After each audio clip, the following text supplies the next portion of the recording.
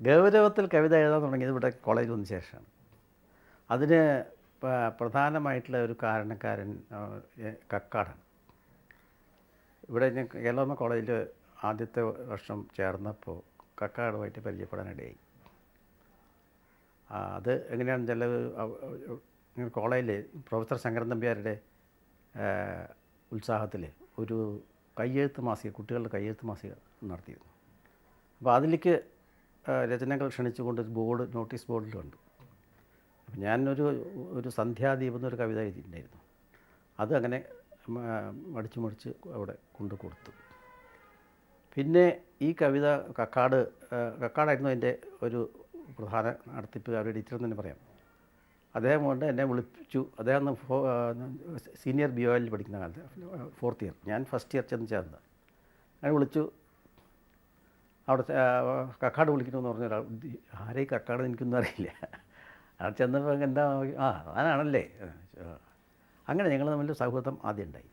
പിന്നീട് ഈ കവിത ശങ്കരൻ നമ്പ്യാർ കാണുകയും ശങ്കരൻ നമ്പ്യാർ അതിൽ ഇഷ്ടപ്പെട്ട് അദ്ദേഹം ഒരു മീറ്റിങ്ങിൽ, അപ്പോൾ തന്നെ ഇതൊരു മീറ്റിങ്ങിൽ, ഇത് പ്രകാശനം ചെയ്യുന്ന മീറ്റിങ്ങിൽ, അന്ന് തന്നെ എഴുത്ത് മാസികയില്ല, അന്നല്ല, ഒരു മാസത്തിൽ തന്നെ എനിക്കൊരു പ്രത്യേക സമ്മാനം തരികയുണ്ടായി.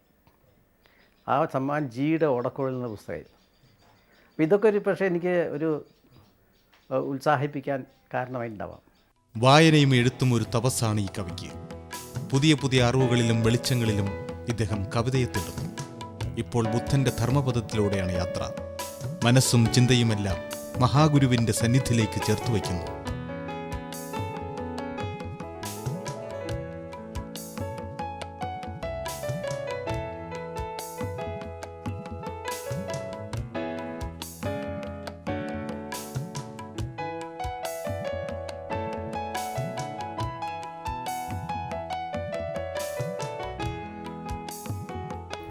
അടുത്ത കാലത്ത് ഈ സർഗാത്മക രചനകളിൽ നിന്ന് ഈ പരിഭാഷയിലേക്ക് തിരിഞ്ഞായിട്ട് വന്നിട്ടുണ്ട്. പ്രധാനമായിട്ടും ധർമ്മപദം തർജ്ജമ ചെയ്തു. ഈ ഒരു മാറ്റം എന്താ എങ്ങനെയും ഈ തിരഞ്ഞെടുക്കാൻ? അത് പറയുകയാണെങ്കിലേ, ആദ്യം പൊതുവായിട്ട് സംഗതി പറയാനുള്ളത് വെച്ചാൽ, ഈ സർഗാത്മക പരിഭാഷ എന്ന് പറയുന്നുണ്ടല്ലോ, അങ്ങനെ ഒരു പിരിവ് വാസ്തവത്തിൽ സൂക്ഷ്മമായിട്ട് ആലോചിച്ചില്ല എന്ന് പറയാം. പിന്നെ നമ്മൾ സർഗാത്മകമാണ് എന്ന് പറയുന്ന കൃതികൾ, ഇപ്പോൾ കുറച്ച് സൗകര്യമായിട്ട് പറയുകയാണെങ്കിൽ കവിത എഴുത്ത് അല്ലെങ്കിൽ കഥ എഴുത്ത് എന്ന് പറഞ്ഞാൽ അത് തന്നെ വാസ്തവത്തിൽ ഒരു പരിഭാഷയാണ്.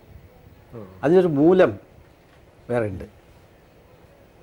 ആ മൂലം ഈ എഴുതുന്ന ആൾക്ക് മാത്രമേ വശമുള്ളൂ, കാണാൻ കഴിയുള്ളൂ. ആ മൂലത്തിന് നമ്മൾ മറ്റുള്ളവർക്ക് കൂടി വായിക്കാനും അനുഭവിക്കാനും തക്ക ഭാഷയിൽ, വാക്കുകളിൽ കൂടെ പരിഭാഷപ്പെടുത്തുകയാണ് ചെയ്യുന്നത്. ചില പരിഭാഷകൾ സർഗാത്മക മൂലകൃതിയേക്കാൾ മികച്ചു നിൽക്കാറുണ്ട്.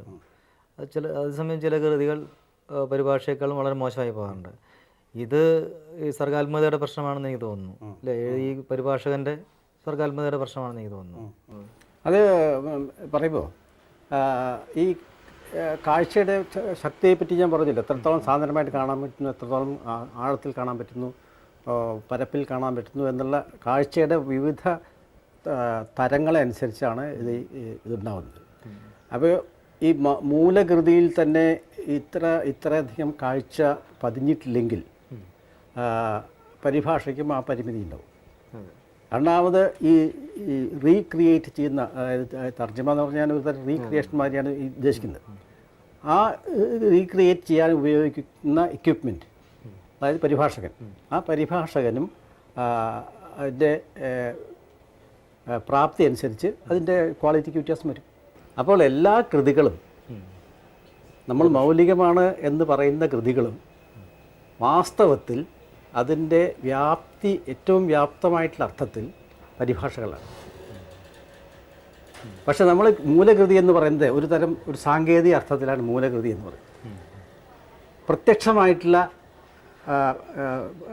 അച്ചടിച്ചോ വരച്ചോ ഉള്ള കൃതികൾ, നമുക്ക് മറ്റുള്ളവർക്ക് വായിക്കാൻ സൗകര്യത്തിന് ഇല്ലാത്ത കൃതികൾ അത്തരത്തിൽ രൂപപ്പെടുത്തി വായനക്കാരനോ ആസ്വാദകനോ കയ്യിലെത്തിക്കുക എന്നുള്ളതിനാണ് നമ്മളിപ്പോൾ ഈ മൂലകൃതി അല്ലെങ്കിൽ മൗലിക സൃഷ്ടി എന്നൊക്കെ പറയുന്നത്.